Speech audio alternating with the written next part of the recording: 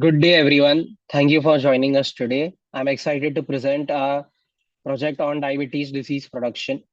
This project has been developed collaboratively by Bhavna Sharma, Tejaswini Seth, Dhruv Sheth, Vedanti Shukla, and Varun Solanki under the guidance of Professor Kaustu Kulkarni. Diabetes is a growing concern, and we aim to contribute to the early detection and diagnosis of this disease. We will guide you through our approach, the model we developed, the results we achieved. Now, let's start by understanding the problem at hand. Diabetes is a chronic disease characterized by elevated blood glucose levels. And this occurs when the body is unable to produce insufficient insulin, the hormone responsible for converting glucose from the food we eat into energy. With the rise in diabetes cases, it is critical for researchers to develop efficient models to assist in early detection. In this project, we leverage availability of healthcare data to build a machine learning based model that predicts diabetes. Our objective is to create a model that can predict diabetes more accurately, saving time and potentially saving lives in the process. Now we move on to the proposed approach, which is straightforward yet methodical. The goal is to develop a system capable of predicting diabetes by analyzing a patient's symptoms. We divide our methodology into several key steps. Data collection, which is by gathering a reliable data set, handling missing values. We identify imputed missing values using numerical replacements. Then feature selection, in which we identify the most relevant features that contribute to diabetes prediction.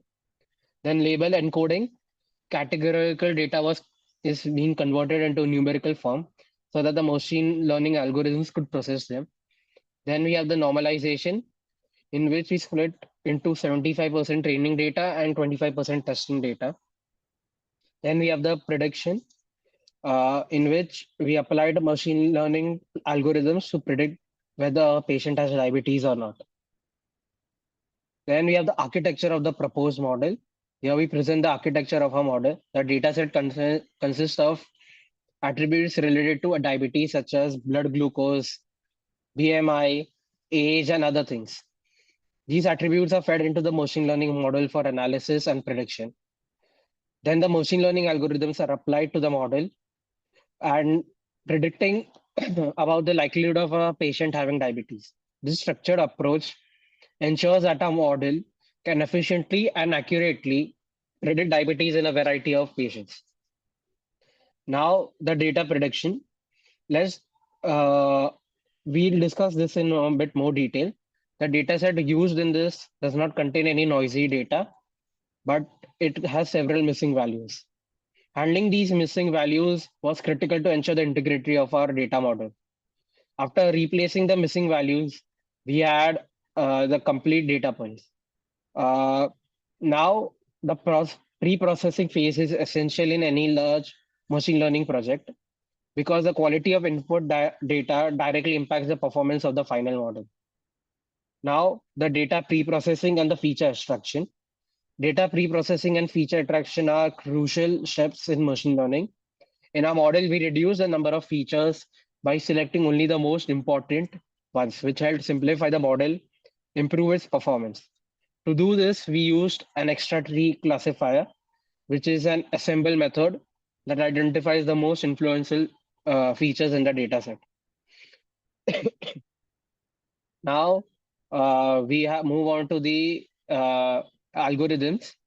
Uh, so we have used various algorithms like the support vector machine, in which it is a powerful classification algorithm that finds a hyperplane best, separating the two data points in the two classes, diabetic and non-diabetic.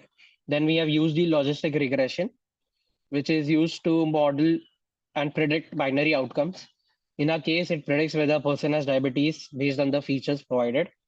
Now, and we have used the k nearest neighbors algorithm. The KNN is a non-parametric method, and that classifies data points based on the majority class among the k nearest neighbors. In this, we have used the k value equal to 23, which yielded promising results. Now we move on to the implementation of our model, in which first you have the data loading process, in which the pandas library reads a CSV file, diabetes.csv, into a data frame. Now we move on to the data splitting part, in which the input features glucose, blood pressure, insulin, BMI, and age, and are which are extracted into X, and the target variable, which is the outcome indicating diabetes diagnosis into Y. The data is split into training sets, 80% and testing into 20%, using training underscore test underscore split. Now we have the model training part, in which a logistic regression model is used to train the training data, X underscore train, comma Y underscore train. Then we take the prediction function, which predicts the user input for the features and predicts whether the user is likely to have diabetes based on the train model.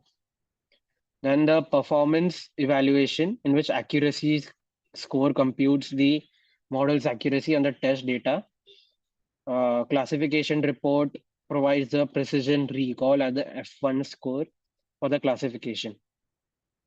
Then we have the data visualization part, in which a Seaborn pair plot visualizes relationships between features which are colored by the outcome. Then we have the results. So let's take a look at the results. Among the three algorithms, logistics regression gave us the highest accuracy of 83%. KNN with K is equal to 23 achieved a accuracy of 82%. And SVM, support vector machine, gave us 79.16 as the accuracy.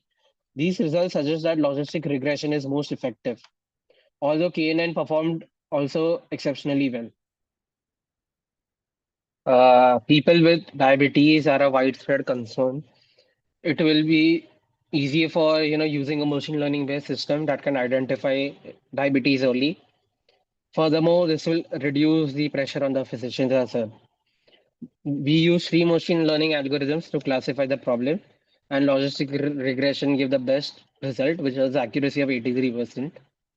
One of the limitations is that we have used the classification algorithms to predict the diabetes disease only. However, other diseases can be used also to predict using these algorithms. Thank you.